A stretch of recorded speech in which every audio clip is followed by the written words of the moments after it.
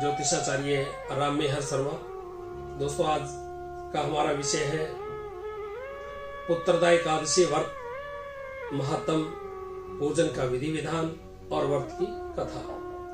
दोस्तों, इससे पहले मैंने कामिका एकादशी व्रत के बारे में YouTube चैनल के ऊपर वीडियो डाली। आपका बहुत प्यार मिला।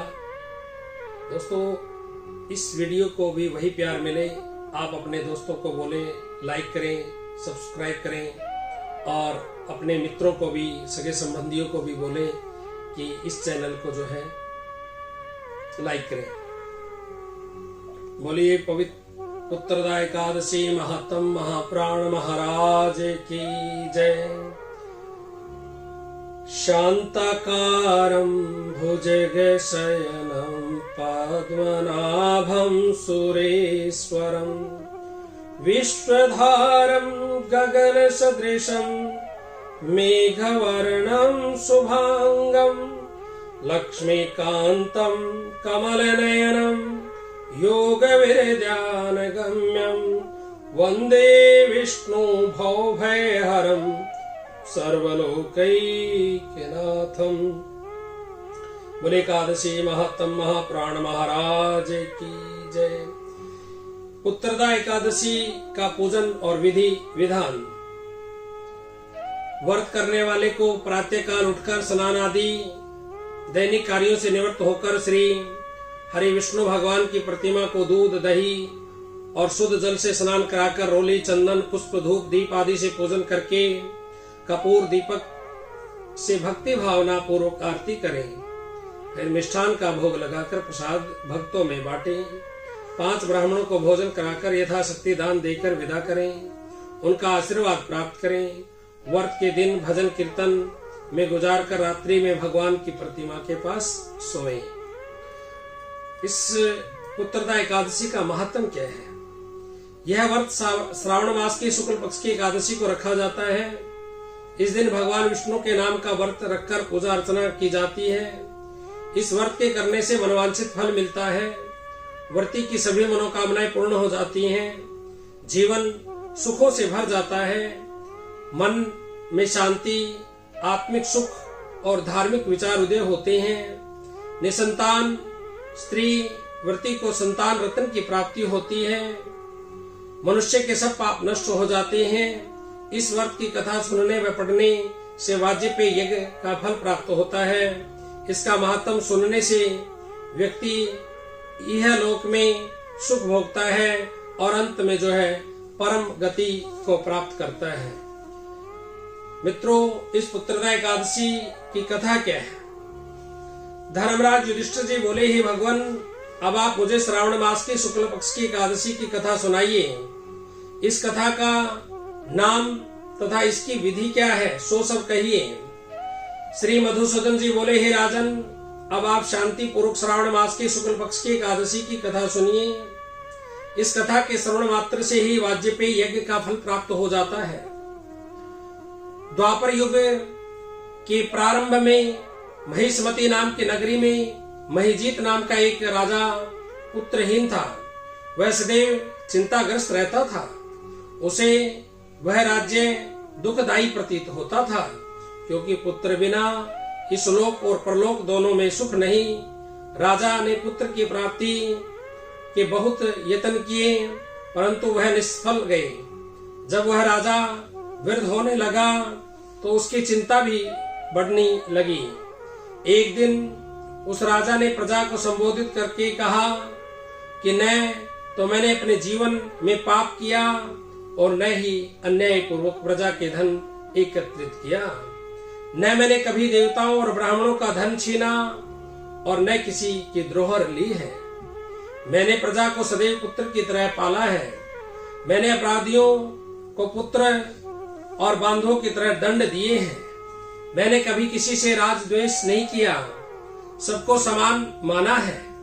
इस प्रकार धर्मयुक्त राज्य करने पर भी मैं इस समय दुख पा रहा हूँ। सो क्या कारण है, मेरी कुछ भी समझ में नहीं आ रहा है। राजा महिजीत की इस बात को विचारने के लिए मंत्रीगण आदि वन को गए। वहां वन में जाकर उन्होंने बड़े बड़े मुनियों के दर्शन किए। उस स्थान पर वयोवृद्ध और धर्म के ज्ञाता महर्षि लोमस के पास गए। उन सब ने जाकर महर्षि को यथा योग्य प्रणाम किया और उनके सम्मुख बैठ गए। उनसे विनय करके पूछने लगे, हे देव, हमारे अहोभाग्य है कि हमें आपके दर्शन हुए। इस पर लोमस ऋषि बोले, हे कि ब्राह्मणों, आप लोगों की विनय तथा आपके सद्व्यवहार से मैं अत्यंत प्रसन्न हूँ। अब आप मुझे अपने आने का जो है कारण बतलाइए। मैं आपके कार्य को अपनी शक्ति के अनुसार अवश्य ही पूरा करूंगा, क्योंकि हमारा शरीर ही परोपकार के लिए बना है। इसमें किंचित मात्र भी संदेह नहीं है। लोमस ऋषि के वचन सुनकर सब बोले, हे महर्षि, आप हमारी समस्त बातों को जानने को ब्रह्मा से भी अधिक हैं। महेशमती नाम की पुरी में एक महाजीत नाम का एक धर्मात्मा राजा है। वह प्रजा का पुत्र की तरह धर्माकुल पालन करता है, परंतु फिर भी वह पुत्रहीन है। इससे वह अत्यंत दुखी रहता है। हम लोग उस राजा की प्रजा हैं, क्योंकि प्रजा का यह कर्तव्य है कि राजा के सुख में सुख माने और उनके दुख में दुख माने। हमको उसके पुत्रहीन होने का अभी तक कारण प्रतीत नहीं हुआ। अब जब से आपके दर्शन करे हैं, हमको पूर्ण रूप से विश्वास है कि हमारा कष्ट अब अवश्य ही दूर हो जाएगा। अतः आप हमको राजा के पुत्र होने का उपाय बतलाइए। इस पर लोमस ऋषि ने एक क्षण के लिए नेत्र बंद किए और राजा के पूर्व जन्मों का विचार करने लगे। विचार करके बोले, हे ब्राह्मणों, यही राजा पिछले जन्म में अत्यंत निर्धन था। वह बुरे कर्म किया करता था। एक गांव से दूसरे गांव को घुमा करता था। एक दिन ज्येष्ठ मास की शुक्ल पक्ष की द्वादशी के दिन, जो कि 2 दिन से भूखा था, दोपहर के समय एक जलाशय पर पानी पीने गया। उसी समय की ब्याई हुई प्यासी गो जल पी रही थी।